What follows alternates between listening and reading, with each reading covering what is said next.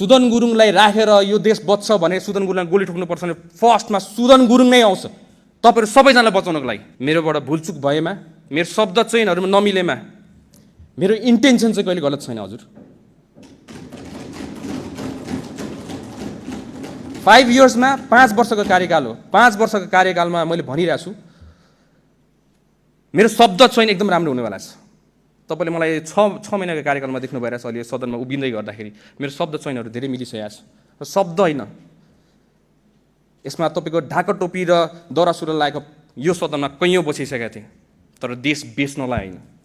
तपाई जे लाउनु तपाईको पहिरनसँग नहोस्, तपाईको इमानदारीता, आफ्नो देशप्रतिको एउटा माया, एउटा पेट्रियोटिक मान्छे हुनुपर्छ जस्तो लाग्छ मलाई चाहिँ।